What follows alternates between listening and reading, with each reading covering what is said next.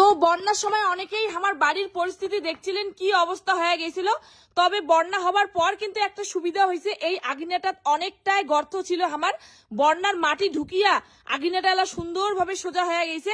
আর সামনে যেহেতু কালী পূজা, সেই জন্য মোর মাও কিন্তু আস্তে আস্তে আমার আগুনেটা সুন্দর করিয়ে ঠিক করে ধরছে। তো কেমন মা, বন্যার মাটিগুলো ঢুকিয়ে ভালো হয়েছে না খারাপ? ভালো হয়েছে। এই যে মাটিগুলো ঢুকছে আর এলা মোর মা আস্তে আস্তে রাতি নাই দিন নাই এই আগুনে পরিষ্কার করি বেড়ায়, মানে খালি আগুনেটাই যেমন করি হোক পরিষ্কার করবে। তো দেখি পাওয়া যাচ্ছেন আমার আগুনেটা মা আর মুই মিলিয়া আগুনেটা বাড়ি ঠাড়ি গুলো যত কিছু আছে সব এলে পরিষ্কার করে ধরছি। আর বন্যার পরে না একটা জিনিস সত্যি খুব ভালো হয়েছে, আমার আশেপাশে যে জঙ্গলগুলো ছিল মানে খুবই অবস্থা খারাপ, ওই পাশ দিয়ে হাঁটা যায় নাই, ওই জঙ্গলগুলো মাটি পড়িয়ে এলা সুন্দর একটা সমান জমি হয়ে গেছে, যেটা দেখতে এলা মানে পরিষ্কার পরিচ্ছন্নতা দেখা যায়, চারিপাশটা খুবই সুন্দর দেখা যায়। মাটিগুলো পড়াতে গাছগুলো যে আশেপাশে বাড়ির গাছগুলো ছিল একদম বালু মাটিতে আমরা বড় হবার পাওয়া যাচ্ছিল না, ওই গাছগুলো এলা খুবই সুন্দর হয়ে গেছে। আস্তে আস্তে গাছগুলো দেখুন বাড়ি হচ্ছে। মা দেখতো মাটিগুলো কেমন করে এলা পরিষ্কার করে লাগিয়ে দিচ্ছে। তো বন্যার পরে এই মাটিগুলো পায়া তো কেমন লাগিয়ে দিচ্ছে ওইটা কহ? খুব ভালো। কেন ভালো? এলে তো এলা পরিশ্রমের কাজ হয়ে গেছে, কারণ চিকটে মাটি অনেক দিনের আশাটা পূর্ণ হচ্ছে।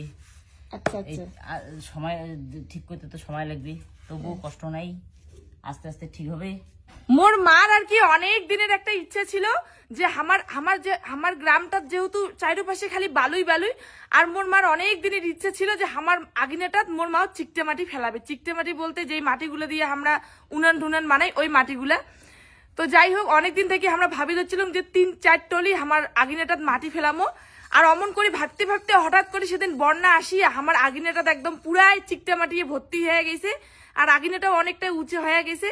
ওই মাটি পায়া তো প্রথমে মোর মা অল্প বিভ্রান্ত হয়েছে, কিন্তু এলা মোর মাও খুবই খুশি হয়ে গেছে। আর কবা হচ্ছে মোর 3-4 টলির মাটির টাকাটা বাঁচি গেল। এলা কষ্ট যে হবা হচ্ছে এলে দেখতো কতদিন লাগি যাবে, মাসখানেক লাগে যাবে, প্রায় মাসখানেক লাগি যাবে এলে পরিষ্কার করতে। আর দেখিয়ে পাওয়া যাচ্ছেন কেমন হয়ে আছে।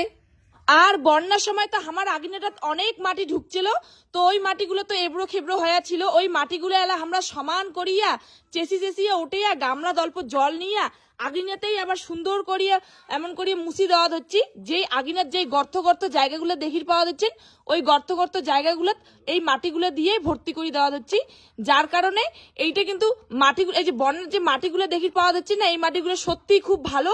আর এই মাটিগুলো এমন করে মুছি দিলে কিন্তু জায়গাটাও খুব সুন্দর দেখা যাওয়া হচ্ছে। তবে বন্যার সময় অনেকেরই অনেক ফসল নষ্ট হয়ে গেছে, কিন্তু তোমাকে একটা জিনিস দেখান, এই যে আমার বাড়ির পানি কুমড়াটা এত বন্যা গেছে এত জল গেছে এই পানি কুমড়াটার উপর দিয়া, তবু কিন্তু পানি কুমড়াটা নষ্ট হয় নাই, মানে পচেও নাই, এরাও খুবই সুরক্ষিত আছে। আর মোর মা ওইটাই কবা দিচ্ছিল যে সবারই আবাদ ধান সব নষ্ট হয়ে গেছে, কিন্তু আমার পানি কুমড়াটা নষ্ট হয় নাই। আর তোমার গুলো একটা জিনিস দেখান, মজার জিনিস, আমার বাড়ির যে এই যে মুরগাটা দেখি পাওয়া যাচ্ছেন, ভাই ধর মুরগাটা ধর, এই যে মুরগাটা যে দেখি পাওয়া যাচ্ছে, এই মুরগাটা এমনে আমার বাড়ির যে মোর মার ড্রেসিং টেবিলটা আছে ওই আয়নার যে নিজের মুখটা দেখে না ভাই, মানে মুরগাটা নিজে নিজে দেখে যে কত হ্যান্ডসাম দেখা যায়। সবাই দেখো আমার বাড়ির মুরগি ছাগল থেকে শুরু করি সবাই একদম আমার সেই বন্ধু।